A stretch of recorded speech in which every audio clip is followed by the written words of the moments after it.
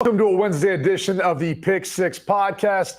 I'm Brady Quinn here with Leger, Douzable. It's Tuesdays on a Wednesday. Love to see it. No Will Brinson. Unfortunately, I believe he's filing his workman's comp claim today after the slime in the fall. Still working with that hair. Vegas. So still handling that hair. Hopefully that'll work itself out. We'll be able to get him back sooner rather than later. We want to remind you that this episode of the Pick Six podcast is presented by FanDuel Sportsbook. Make every moment more. We're going to start off our show talking about a lot of different things in regards to the combine and one of my favorite segments, read between the lines. A lot of the things that we're getting from the combine, from coaches and general managers. But I first want to start off with this. It's that time, Leger. It is that time. It's the NFLPA report card for all the teams. Ooh. Over 1,700 players, all right, took a survey. And they were ranked, the facilities, ownership, all these different things. So I'll start off by giving you kind of like the best and worst. Yeah. So in regards to the overall team working conditions, all right, the Dolphins actually ranked number one amongst their players. I can see that. And who would you guess would be last? The Bucks. No, they were down there, but it was actually the Washington Commanders. That doesn't surprise me. With the new ownership group, you assume that might get a little better. Change, yeah. Okay, what about their coach? Who's Coaching number one, staff? you think? Who's number one? It's Andy Reid. Right? It's Andy Reid. That's right. There you go. Ding, ding, ding, ding. And then what's number 32?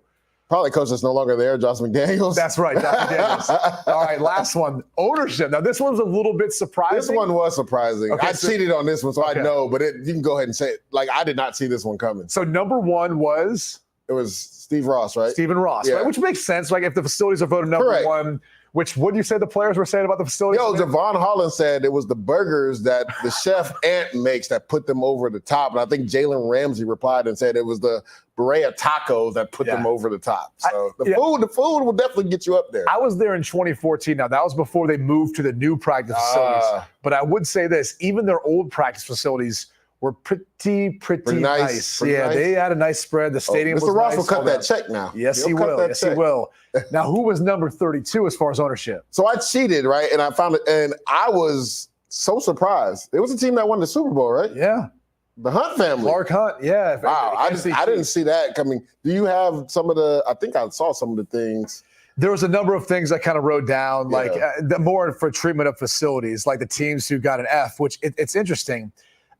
In regards to the treatment of facilities, Kansas City wasn't rated last, even though, like, I would say if you look at their facilities, they're a little bit older. And so you would think that they'd be more on that list. But whatever the case is, I'm not sure if there's disgruntlement. That's what are people just hating because they keep winning? Is that what it is? It's not people. This is voted by the players. I'm not players hating because they keep winning. I would think that if you're Patrick Mahomes, you're not voting as an F on this. So I'm trying to think, who is it? Like, who's unhappy there that's a voting F for Clark Hunt? Maybe guys that aren't superstars on the team. Maybe they don't get that star treatment like Travis Kelce or Chris Jones get, That was very surprising, though. But as far as Fs for treatment of the facilities, et cetera, Arizona, which I've heard is bad, Jacksonville, and Washington, the bottom of the list. The Chargers are there too. Pittsburgh Steelers. So Jacksonville's interesting because didn't they just get a new facility? No, they're trying to revamp all of that. So that's what it is. Stadium. They're trying to revamp. Yeah. So I played there in 2010 and 11. If it's the same, it's bad. It's bad. It's bad. I mean, look, we both play for the Jets. Jets facility is phenomenal. Woody Johnson puts a lot of money into that. I'll tell you the one I saw earlier this year was the Minnesota Vikings. The Wolf family, my goodness, they've made that entire complex. There's like a nice hotel across the way. I think a lot of the hockey teams stay there, actually, and it's right across from their facility. It is unbelievable. I would put Minnesota's up versus I wonder when they revamped that, because coming out of college, that's where I went, and it was a little bit on the older side. It's definitely more recent. Okay. It's definitely more recent. So there's a lot of great facilities out there. And then Dallas obviously ranked number one amongst players as far as that goes. Minnesota was up there. Carolina. Yep. Carolina was up there. The other one was Buffalo. They just revamped theirs, but was it low or higher? No, it was high. Yeah, they just revamped theirs. Because when I played there the year after I left the Jets in 2016, it was still a little bit on the older side. I was going to say, I've been there before, and I was like, man. They recently just revamped that. Matter of fact, you remember I went there for the wild card weekend and saw the facilities, and it was really nice. Okay. Yep. Well, like we talked about, we're going to transition now. The NFL Combine is amongst us. And look, I went there as a player. Dudes, we've kind of been there to kind of cover it. And this is one of my favorite segments we're going to talk about, because you hear a lot of these sound bites from coaches, general managers about what's going to happen. And I think this segment's kind of appropriate because you have to read between the lines with a lot of these head coaches and general managers because they're not going to say anything. Yep. They give you coach speak. I'm going to start off by the first one. And this news is that the Chiefs are going to release Marquez Valdes-Scantling. They're basically going to save about $12 million against the cap. Yeah. I'll just start off by asking you this. That's some of the news we've heard. What do you read into this? Because I know he struggled at times last year, but he did make some big plays when they needed him to. Down the stretch, he was clutch. And I think Patrick Mahomes came out, said it during the year that he's going to keep believing in his guys. And we saw him make that big-time clutch catch. I think it was versus Buffalo in the divisional round in man coverage. He made a catch. I think he made another one the next week in the AFC Championship game versus the Baltimore Ravens. To me, this has little to do with MVS and more to do with the players they have to sign or are looking to sign in free agency. When you look at a guy like Chris Jones, right, who's kind of come out and said that he wants to be back now. That was kind of different from last year, right, Brady? Because he held out, missed week one, was disgruntled about his contract. But I think he realizes that they have truly something special with Kansas City. And I don't think he's going to take a pay cut, but he might take a little less than he may make on the open market, but he just wants to be paid fairly for what he does on that defense. And you also see L'Jarius Sneed is another guy that they've tagged, right? And looks like there's rumors that they could be a tag and trade because they have to pay Chris Jones a lot of money. You're thinking about maybe paying him upwards of $30 million. So if you can, spread some money around or maybe release some players to get some cap relief, I think that's what they're doing right now. The interesting thing, too, is I think for all those players, right, as they've won back-to-back Super Bowls, you've got that trump card in your back pocket if the Chiefs are like, well, I mean, if you don't play for less, we'll just find someone else who wants to come here and try to win the Super Bowl with us, right? And that's always tough, I think, as a player because as much as money is the single most thing you're trying to fight for because you have that window of time where you try to maximize your market value, you're also trying to win that ring. You're also trying to win the ultimate prize. And you're going to have a shot if you're with Patrick Mahomes and Andy Reid. So even to L'Jarius Sneed and the way they're handling that negotiation, he's a great player. He should be able to cash in. But if he has to play one more year under the tag so he gets another ring, it's like, that's not the worst thing in the world either. Especially right around $19 million, right? Yeah. But if you look at it, right, I think they've been ready for this to happen with L'Jarius Sneed because they've done a really great job of developing some of their young talent, especially at the secondary position. Trent McDuffie was a guy when he was coming out, even though he was in a stacked corner class with Sauce and Derek Stingley, I said he was my favorite corner in the draft just because of the toughness aspect. Like the things that they asked him to do at Washington, that's exactly what Steve Spagnuolo is doing with him at the Chiefs, right? Putting him in the slot, blitzing him off the edge. And then when they need him to take away the guy in the slot, they're like, you got this guy man-to-man. We saw what he did to Deebo Samuel in the Super Bowl. And let's not forget, right, when Steve was hurt last year when they won the Super Bowl during that run, it was Josh Williams and Jalen Watson that had to step up as rookie corner. So you got to think that they're going to take another developmental step. And the Chiefs are sitting back like, we can't pay everybody, right? We'd probably rather play Chris Jones than, L'Jarius Sneed because we have some good depth at corner. So I think that's one of the reasons why they're going to most likely tag him and trade him. Yeah, I want to get back to the MVS conversation only because there's a signal to you more that they're going to sign a bigger wide receiver, and that's what they're creating cap space for. It's not so much about, what we're talking about on the defensive side.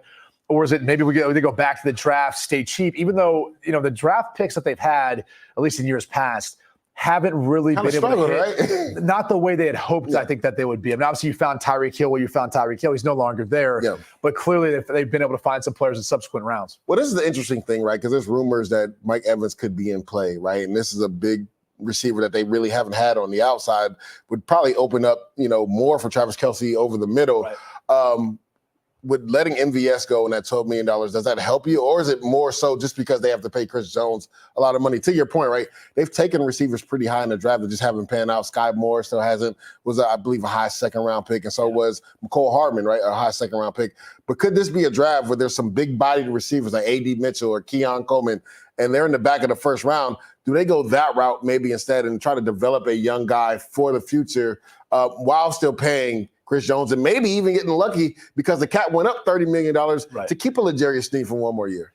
I do think it's interesting, too, when you look at roster construction, because that's a lot of things we talk about this time of year. If you see so much soft zone coverage versus Kansas City, and I wonder if there's a thought to, like, as much as you'd say, oh, we want to have burners, guys who can run through those zones, typically teams nowadays, when they play the Kansas City Chiefs, like their secondary is going to be deeper than the deepest, right? It's going to be too high. So do you sit there and say, well, okay, we're just going to combat that by having those bigger bodied wide receivers who we feel like will be able to get yards after the catch, yards after contact, or can go up and get the high point of the contested catch or high point the football in traffic, because that's how, if you're going to make us earn the football down the field that way, we feel like we're just going to go ahead and put a bunch of big power forwards out there to go catch the football, try to stop that. And that's the interesting thing, right? Because if you look at the evolution of this Chiefs offense, they really haven't had that big-bodied receiver, right? They've had MVS's with speed guy who tried to replace Tyreek Hill, who was a guy that was, because of his speed and MVS's speed, opened up the middle of the field for Travis Kelce. So now teams have combated that by going too high shell, more zone coverage. It'll be interesting to see that maybe if A.D. Mitchell falls to us at 32 or Keon Coleman falls to us, maybe we can use this big body receiver, like you said, for one in the red zone, because we know the Chiefs refuse to run the football in the red zone, but it gives them another big body target to get the ball to. And to your point, if they do go two-man, if he has an opportunity to go up and catch the ball like a Keon Coleman and A.D. Mitchell, it'll be interesting just because Patrick Mahomes hasn't had that type of weapon in his offense. That's right. I think it could really open up the offense even more. I don't know how much two-man he's going to get, though, especially the way he was running the Super Bowl. That's for sure. So let's transition to the Bears. This is the quote coming from the general manager there, Ryan Poles. Quote, "It just depends on what opportunities pop up. I will say, if we go down that road, I want to do it right by Justin as well." So this is obviously talking about the potential of trading Justin Fields, given that they have the number 1 overall pick. Yeah. Read between the lines here, Lejeune. To me, the writing has been on the wall, Brady. I mean, if you keep Justin Fields, Brady, you as a quarterback can speak to this. That would be Justin Fields learning 3 new offenses in a 4-year span.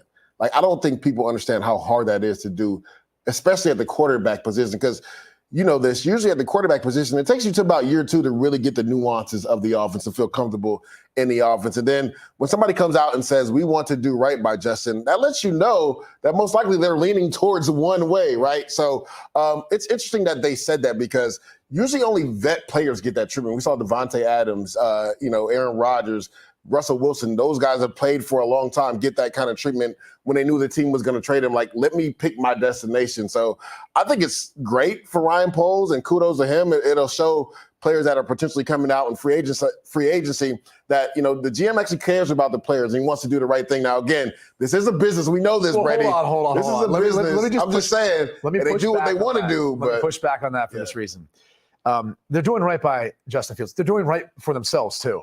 If you get to the beginning of the new league year and you all of a sudden get these trades occurring where Russell Wilson goes and finds a new destination, we don't know what Kirk Cousins and Baker Mayfield are going to do. They will be free agents. However, they could sign back with their respective teams in Minnesota and Tampa, but there's also a chance maybe they end up signing somewhere else. Maybe Atlanta gets word and that's who they want to go to. If that's the case, you start to eat up some of those opportunities that maybe Justin Fields would have. And I think the other thing is, for each one of those teams that we view on the outside as saying they've got a quarterback problem, they need to solve it and find someone, is Justin Fields the right fit in Pittsburgh? Is he the right fit in Atlanta? With Pittsburgh, that's more of a team where I feel like they've already got a quarterback in Kenny Pickett who's been there 2 years, and they're still trying to figure out what he is. Well, isn't that kind of somewhat how people feel about Justin Fields? And if that's the case, it doesn't make as much sense for me for put Justin Fields in Pittsburgh. Wouldn't you rather bring in a guy like Russell Wilson, Kirk Cousins, a more veteran player where you know what you're getting and what you're working with if you're Arthur Smith, their new coordinator? So I'm just saying, as much as we want to make this about we're going to do right by him, you're doing right by yourselves, because that's going to maximize their trade potential and what they get back in return for Justin Fields. Otherwise, once these spots start getting eaten up by other quarterbacks, you're not going to have any trade value. Well, I would push back on that only because, like, when you talk about a Russell Wilson, you say you know what you're going to get. We haven't. That's a different point, though. Oh, okay. You're straying away from the point, though, of what we're talking about in regards to Ryan Poles. Yeah. Well, to me, yes, they are doing right by themselves because they're trying to maximize the opportunity to send them to multiple teams and get the highest bidder for a pick, which is smart, right? That's great business, what they're doing. But it could be a situation where he comes out and says, no matter what, we're just going to send you where you get the best value. I don't know if this is a scenario like this because he has, I mean, again, Justin Fields is a professional athlete, but he has been screwed over in Chicago in regards to, like I said, you know, this is a quarterback. It's been tough. Yeah, like to learn that many different systems and have success, it's tough. And to me, honestly, I wouldn't make the trade for Caleb. I know people talk about starting over the economic clock, but you technically still got 3 years of Justin Fields without paying him if you want to, right? You have the fifth-year option you could use, so this will be his fourth year. Even this year, his cap hit actually is going to be lower than Caleb That's what Williams I'm saying. So it's like, to me, like when people say restart the economic clock, I'm like, well, Caleb Williams is technically going to make more money than him this calendar year, and you have the fifth-year option. So you have this year, next year, and then You could even tag him after that. So technically, you still have 3 years without paying him a contract extension. Now, again, you want to know by year 3 whether you feel like the quarterback is the quarterback for the future. Right. But this is a different circumstance. Not only has he gone through new coaching staff, he's gone through a new GM as well and multiple offensive coordinators. So, like, when I look at a team like Atlanta and you talk about the upside of Justin Fields, it's way higher than a Desmond Ridder. It just makes too much sense for him to go to a team like that. I also feel like this is one of the scenarios where you're a general manager like Ryan Poles. You've had the opportunity now twice to select which quarterback you want. I would assume, and I think most people feel this way, if Caleb Williams was in last year's draft class, he probably would have been taken number 1 overall then. If that's the case, and that's how high the prospect grade is on him, man, it'd be hard if you're a general manager to pass up on taking him.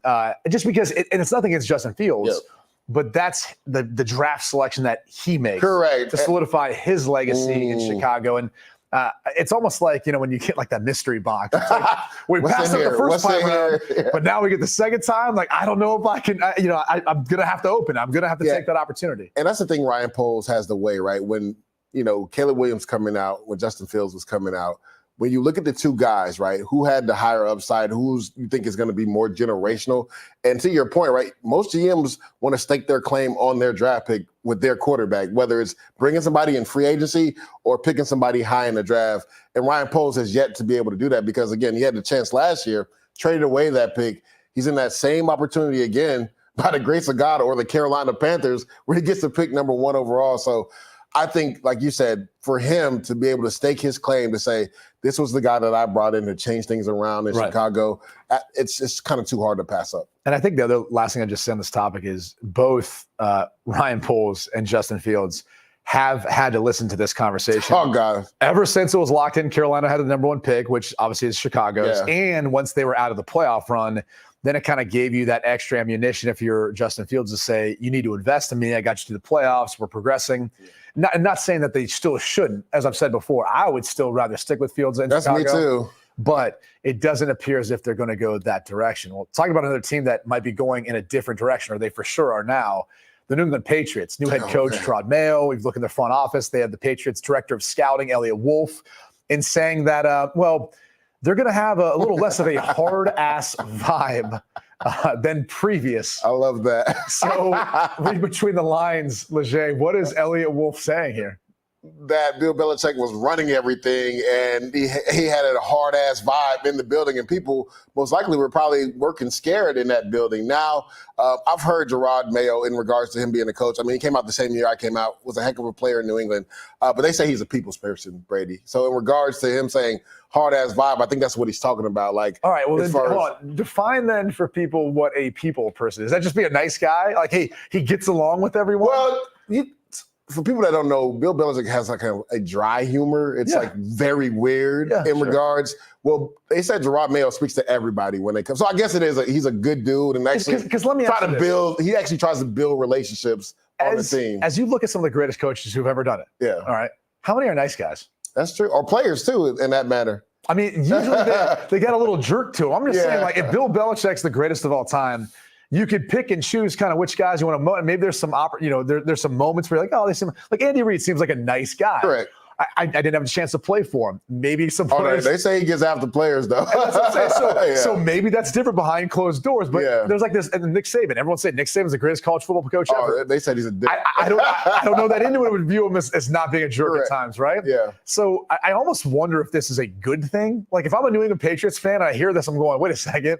Well, are we getting like soft now? Is that what I don't think they're getting soft. I think we've had this discussion too, Brady, when it came to Bill Belichick, and people were so surprised that he wasn't getting opportunity to interview for a lot of teams. After the Atlanta, he didn't get the Atlanta gig, and I kept saying, is his coaching style conducive to the current NFL right now? So, like, I think more or less that's what, they were saying in the Patriots building, like, as far as the way he coaches, the Patriot way. And, people have always tried to explain what is the Patriot way, right? It's the team that's not going to beat themselves, right? They're going to out-execute you every single play, right? And they're going to do the little things right now. Again, you definitely want some carryover in that because that's how you win football games.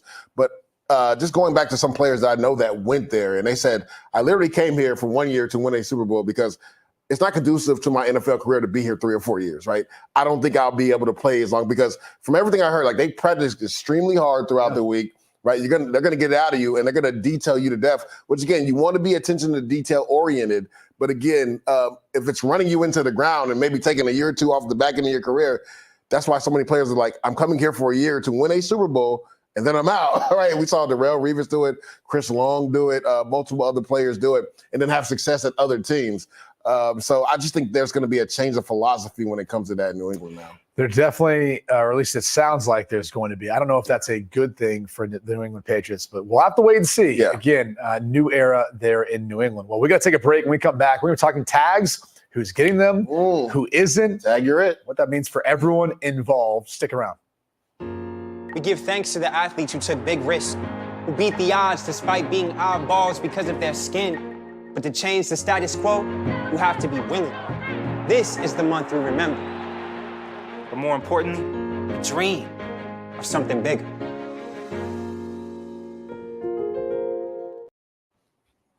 All right, let's talk some tags. We kind of already mentioned earlier about the news of L'Jarius Sneed coming out, at least at the combine, that he is probably going to get the tag, but there's a chance that if they can't agree to a long-term deal, he's going to get traded. So we can kind of cross that one off the list. And we assumed that was going to be the case, right? Chris Jones, the tag is too expensive. For sure. And if you're L'Jarius Sneed, you probably thought you were going to walk in free agency, right, at the beginning of this because of the depth in the secondary. Does that mean, though, in your mind, that Chris Jones will get a long-term deal done with the Chiefs? Well, they've come out and said it publicly, right? Like their real concern right now is making sure that Chris Jones gets under a contract, right? Because they didn't want to have to use the tag on him, so they used it on L'Jarius Sneed as a bargaining chip for another team that potentially wants to come get him, kind of like the D Ford trade between the Chiefs and the 49ers, where the 49ers had to give up a second-round pick to get him. So L'Jarius Sneed, I think, ultimately won't be back with the 49ers. I don't see him taking a hometown discount. He's earned the right to get top corner money, didn't give up a touchdown until the playoffs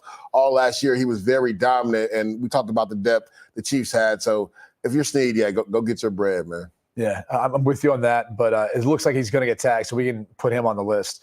But again, one of the interesting things about the type of tags that will be putting on, I feel like early on, or at least, I don't know, maybe a decade ago, we started seeing more teams put out the exclusive franchise tag, which didn't give other teams the opportunity to negotiate. Right. Now we see teams put on that non-exclusive franchise tag, a little less money that's going to end up being paid out to them in that case. And also, look, if there's going to be a suitor out there, they can go ahead and do the negotiation for that team. Why not? And I also wonder if that's a tactic, too, for the player and the agent, to where it doesn't make it as, I don't want to say controversial, but it doesn't make it as hard when you're exclusively dealing with one team. It's like, well, we put the non-exclusive tag on you. No one else came to you to offer you a long-term deal. So it looks like we're the good guys in all of this as opposed to everyone else, right? And that's the gamesmanship from teams, right? We saw the Ravens kind of do that with Lamar Jackson last year, and they were waiting to see if a team would come. I thought it was interesting that so many teams were just so adamant and vocal early saying, yeah, we don't have Atlanta. Exactly. Atlanta. We don't have any interest in Lamar Jackson. But to your point, right, I think it's a smart tool to use if you're a team that has a current player and you do give him the franchise tag, where another team can do the negotiation for you. And that was the question with Lamar. A lot of teams didn't want to jump into the boat because it's like we're negotiating against ourselves because the Ravens can match anything that we do. So it's just like we negotiate with Lamar and the Ravens counter that.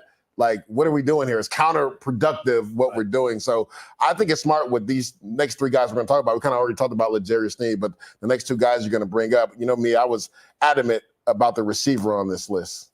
Okay. Yeah.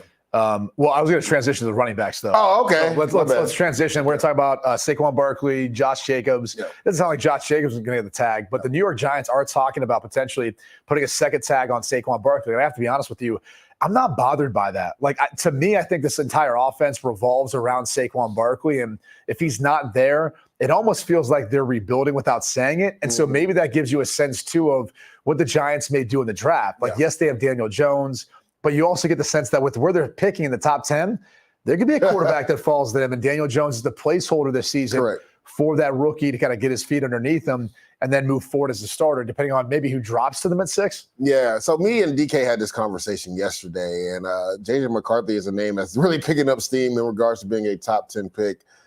He thinks the Giants will have a new starting quarterback. Now, again, we think if they do draft McCarthy, I think Daniel Jones will be a bridge quarterback because I just don't foresee you paying somebody $47 million to stay on the bench, right? And if you cut him, it's $69 million. So that's not going to happen either.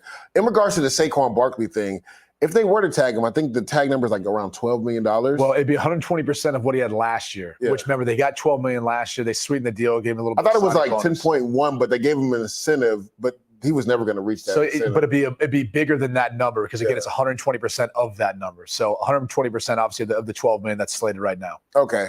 If I'm him, I'm signing it right away because he's not getting that on the open market. We've seen, for one, how deep the free agent market is at running back. I can't remember a time where it was this many top-tier running backs on the market when you talk about Derrick Henry, potentially Saquon Barkley, Josh Jacobs, Austin Eckler, DeAndre Swift. And let's not even forget, Aaron Jones and Joe Mixon could be cap casualties, and they could be added to that free agent market. So if the Giants were to tag him, I think Saquon came out early and said, I just want to know what they're going to do. If they're going to tag me, just let me know early. If I'm him, I'm like Tony Pollard last year. I'm running to sign that because for a couple different scenarios that I've looked at online, supposedly because he didn't have the production that he had the year before, he's slated to make around $10 million a year. That's what they're projecting he could potentially make. Where if you're talking about making upwards to $12+ million on a 1-year deal in New York, where we know is the media capital of the world, which you can make more money off the field, why wouldn't you run and go sign that right away? Or if you wait, you run the risk of the Giants pulling that tag back, and then where are you at? Yeah, I think it's an interesting conundrum for him and his agent because as much as you feel like you do have a lot of upside, at least I think so, within today's NFL, right? A running back who can do everything you're looking for. He can be a game changer for you. There is a little bit of an injury history, which is always a concern, but the problem is more that the running back value in the open market has gone down, right? A lot of teams are using running back by committee. And because of that now, they're not necessarily putting a ton of money into the running back position. And so if that's the case, are you going to be, able to get anywhere close to even $10 million a year? And can you get up to 2 years in guarantees? So at least you have a little more financial security over the course of the next couple of seasons, as opposed to just that 1 year, $12+ million that you've got on a guaranteed deal. I mean, that's ultimately, as a running back, what you're looking for is a little longer-term financial security with some of those guarantees you have within a long-term extension, or in the case of a running back, and just an extension, and anything more than 1 year. So that's the tough part there. What wide receivers did you want to talk about? T. Higgins, right? Well, he already got the tag. So. Yeah, he got, but that's what I'm saying. I think that's going to be a tag, not to keep him, but to trade him, because if you look at this. Trade him, okay. Well, if you look at the scenario, right, Jamar Chase is due for a deal, and he was very vocal. But they've said they've got enough cap space for all of it, right? They already extended Burrow. And then Chase will be next year. They do because the cap went up. But my thing is, if you're T. Higgins and Jamar Chase gets a deal and you've been waiting for a deal, how do you feel about that? Well, it's just the way they were drafted into it, right? It's not. It's the way they've entered the league. He can't worry about that. I mean, you can if you're due for a deal. Well, sure, but so what does he do? Just play under the tag? Well, that's what I'm saying. No, I think he wants to get traded and get that financial security. Now, again, he's going to get upwards to close to $20 million on the tag. Hold on. He's gotten the tag. Yeah. So what's his recourse? He just doesn't show up? Doesn't show up. He pulls a Le'Veon Bell? I don't know that you can do that. He didn't have a good enough season last year to pull that card. And in other words, you only get a year older, and now you're kind of like running the risk of, there's a lot of good wide receivers come out in the draft too. This is a deep class for it. But a lot of people see him as a true number one. Yeah, I see him as a number one. Me too. I'm just saying, I don't know that your best or most viable option is leaving a place where you've got Joe Burrow as your quarterback. I get You're that. going to be competing for Super Bowls, at least division championships in the playoffs. And then you still have the opportunity to sign a long-term deal with a lot of financial security, because I think they want to keep him. I think they want to have T. Higgins on one side, Jamar Chase on the other. A lot of money allocated to the receiver position. Yeah, it is. And quarterback for that matter. But you've got the ability to do that when you have a salary cap as high as it is, and you have Joe Burrow at quarterback. Like, to me personally, you could restructure his contract every year to convert a portion of that into a signing bonus, spread it out, and then be able to create more cap space for other players. So I'm not – when you're a team with a quarterback, right, and you hear Brandon Beane kind of say this in regards to the amount of picks they gave up to trade up and take Josh Allen. Yeah, he's like, hey, look, if it doesn't work out, I'm not going to be here. If it does work out, no one's going to care. Yeah. It's the same thing with how much you spend on your quarterback. If it's working out, no one cares. No one cares. And you can except for the owner that's writing a check.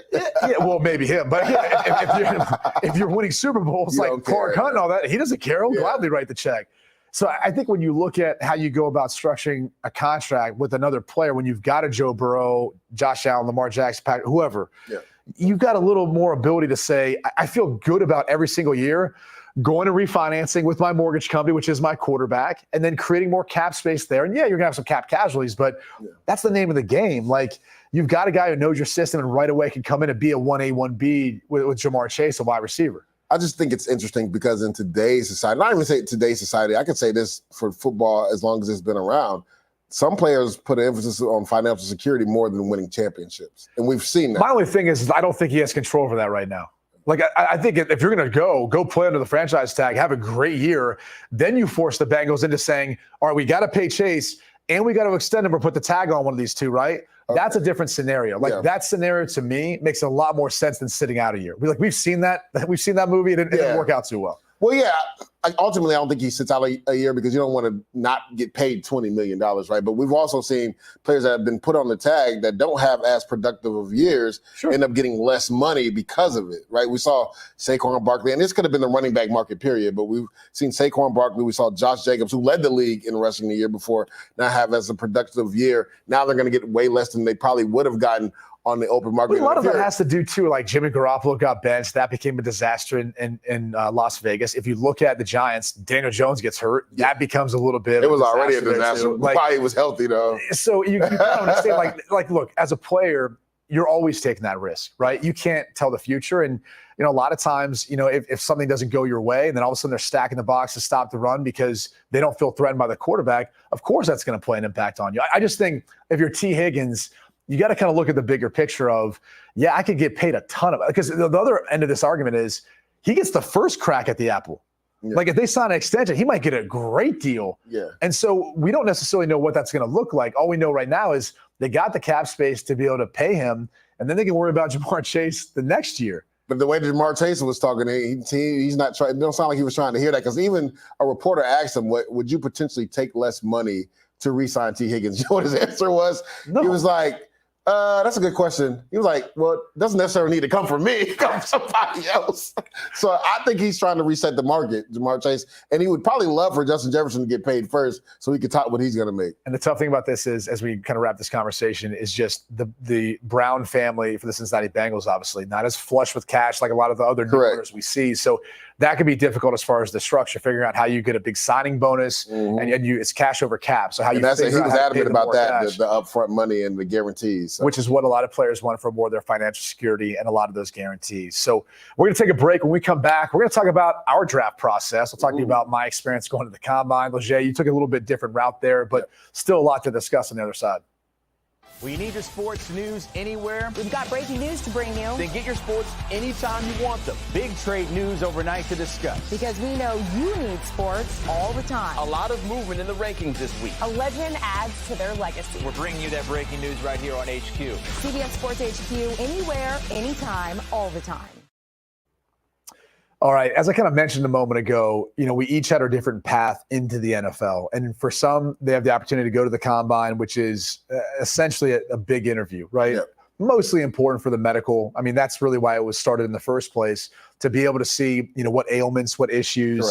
Correct. As a player, when you go to the Combine, you go through every single team's medical staff. So you have the different doctors pull on your shoulders and your legs. And I remember, and usually they were broke out in rooms of 4. So you have 4 teams in each of those rooms, and they're primarily doing the same test. They're doing a lot of the tests on your knees to make sure those ligaments are intact. Same thing, elbows, arms, everything else. It's almost like getting like an executive physical 32 times. I mean, that's what it feels like. I remember getting to the very last room, one of the last teams, and I had a torn PCL from the bowl game my senior year. And for whatever reason, I don't want to tell anyone about it. I wasn't trying to be dishonest. I was just like, I don't need to give anyone any more ammunition to not draft me somewhere in the first round. Yeah. So I was trying to be quiet about it. I had rehabbed it as best I could. I even happened to see the doctor who I consulted with on this injury, because he was a team doctor. And he kind of said, you've done well. He kind of gave me the wink and all that. And so I don't know like how that really works. I mean, obviously HIPAA, you can't necessarily share with anyone else. But obviously their team knew the injury that I'd sustained. So, moving on to the very last room, at that point, so many people are pulling, prodding on you. They test out both my knees, and the doctor kind of tests out my bad knee and goes back to the other one. And he goes, you know what? Let's get some imaging on this. You're like, dang it. No. And it's your worst nightmare as a player because, look, the medical staff in Indianapolis does an unbelievable job of handling this huge influx of players who need X-rays and MRIs and like anything you can think of as far as imaging goes. So they do a great job, but guys get upset. We've seen in past years, guys get frustrated. So I just remember like him saying, you know what, why don't we get him on both knees? And I was like, all right. And so you kind of have to take it in stride, but it's a lot of hurry up and wait, whether that's to meetings, whether that's to your medical evaluations, whether that's to cognitive testing, physical testing, anything else. And you don't get a lot of sleep because they wake you up a lot of the early mornings. They drug test you. There's PED tests. They try to get you up to go in to measure your, height, weight, hand size, all that. That's that whole sort of thing. So it is a big time job interview. Although I will say this, it's become much more of a made for TV event and not so much for the players. And back when I was there, I would at least say the testing was earlier in the day. At night, it was more meetings, and you'd be, going in and having breakout sessions with teams. They'd be testing you on the board, watching film with you. These almost 15, 20-minute speed sessions, which was pretty unique. But nowadays, that still happens. The difference is like a lot of testing's at night. And so it's crazy. It's one of the reasons why I was going to say you're not seeing a lot of guys throw. Some guys don't even want to test because pro days become that much more important and pivotal because they have the opportunity to be in a comfortable setting that they know where they can perform their best because you get one shot at doing this, right? So talk to me a little bit about just your process going through it. You didn't go to the combine. Obviously, your pro day was much bigger then. Correct. Yeah. So throughout the process, just getting ready, thinking I was going to get an invite to the combine, all-star game, went to that, did well. Then found out I wasn't going to the combine. So like you said, everything meant so much more for pro day. So while everybody's at combine, you're continuing to train. And sidebar, like I'm with you 100%. I think the combine's overrated. It's big for teams in regards to finding out the medicals. But other than that, it's just like you see so many coaches not going anymore because it's essentially a waste of time for coaches because, like you said, it's like speed dating. You don't truly get to know who a player is in 15, 20 minutes. And that's why I don't have any issue with any player not performing. Me either. They're telling you what they think of it when head coaches don't go. And I know in some situations you'd say, well, they're not the decision maker for the draft. But the reality is, like, if the head coaches aren't going the guy who you're going to be playing for, like, obviously they don't think that's that big of a deal. Exactly. And I think it's changed a lot from what it used to be. And that's why your scouting department is so pivotal, right? Because they're there when you're having practices with your team during your college year or you go to an all-star game. They want to see how you interact, right? They want to ask the questions of people that have been close with you, how you are off the field. Like that's where you truly get to learn who a player is, not in a 15, 20-minute breakout session where for 10 of those minutes, they're asking you to recall what you did throughout the season. The other 10 minutes, they're asking you some of the weirdest questions you've ever heard. Matter of fact, sidebar, what was the weirdest question you ever got in one of those breakout sessions? I don't know that I got too many weird questions. I do remember specifically Gary Kubiak, who at the time was the head coach of the Houston Texans and sitting across from me and kind of got across the table. He's like, are you ready to lead a team? He's like, we need a guy to come in here and win. He's like, otherwise we're all gonna get fired. And it's kind of like one of those tests of like how you'd handle it. Exactly. And I sat there, I was like, look, coach, I've been through a coach firing. Like that was one of the worst days of my life to that point. I went to play for Ty Willingham. To this day, I've told Ty Willingham this. I feel like I let him down. And that impacted me in a big way. I remember how it impacted a guy like Mike Denbrock, who's back at Notre Dame now as the offensive coordinator, because he was there on our staff as the tight ends coach. And I felt responsible as a player for not playing well enough when they needed me to. So I told him, I understand how serious this is because I've already been through it. I already felt like I'd been through that portion of the business. So that was probably one of the tougher questions that I was asked. I mean, the visits are the other thing that you'll get. Yeah, that was big for me. So I didn't go to the combine, but pro day did well, and I went on 3, visits. I think at the time when we came out, I think you could only go on maybe 5 to 7 or something like that. Now I think it's like open book. Like guys go to so many different teams on a visit. So when I went to visit to Tampa Bay, Jacksonville, and I'm trying to think what was the last team I went to, but that's where I did a little bit of the medical, got to sit down with the D-line coach, D coordinator, and go through recalls of stuff I went throughout the season. So that's where my process was a little different from somebody that went to the combine. Like the pro day was big for me, monumental. And then also I had workouts, and they still do this, where specific teams can come and work you out if they want to do it one-on-one, right? So had a personal workout with the Jacksonville Jaguars as well. And it was interesting. I ended up going to them 2 years later, not coming out of the draft, but didn't get drafted, went undrafted, and, 10 years later, had a heck of a career. And that's the thing, too, is a lot of these teams, we talk about the importance of like a pro day or a combine performance because they stick with you. You run the 40, that sticks with you forever. Even when you're a 5, 6, 7 year vet, like they're going to look at you and go, well, this is what he ran, this kind of speed he's capable of. Exactly. That's what they're going to talk about. So, I was a person who I didn't perform at the combine outside doing the bench press, which – I mean, that whole story. My man was putting them up, though. So you're paired with a scout from each team, and we happen to have a scout for the Denver Broncos. His name is escaping me at the moment, but he convinced me because Jay Cutler, who was in the draft class before me, had benched. And he's like, oh, I bet you can beat his record. And I was like, yeah, I probably can. I think he did 22 or whatever it was. And he's like, go up and do it. He's like, no one's doing it. Everyone's opting out, blah, blah, blah. And he's like, you're not doing anything else. Just go up and do that if you're not going to. Oh, he hyped you up. So, man, I called my agent, Tom Condon, and I was like, Tom, I don't know. I'm thinking about, maybe, doing the bench or something. He's like, Braids, that would be a good idea. He's like, I don't think you should do this. Yeah, agent's probably scared. Anything can happen on that bench press. And I called up my head coach, Charlie Weiss, at the time, and we were at a pro day like a week later. So however it ended on Sunday, Monday, it was like later on that week. Mm-hmm. And so Charlie had some really harsh language for me over the phone that it would be a really dumb decision. And so like any young kid, what did I do? I was like, screw it. I'll just go bench. So I remember benching. I think I did like 24 reps. And I was like, all right. It was what I was disappointed with because I know if I would have trained for it, test for it, I probably could have done a little bit better. That's probably the meathead in me growing up in Columbus, Ohio, and being a kid who like went to West Side Barbell. Yeah. But that was one of the more memorable like adrenaline rushes. And I'll never forget this. Like as soon as I get done doing it, right? And anytime you do like a peak performance type test, your adrenaline's racing, like your body is like trying not to lock up, your hands are shaking.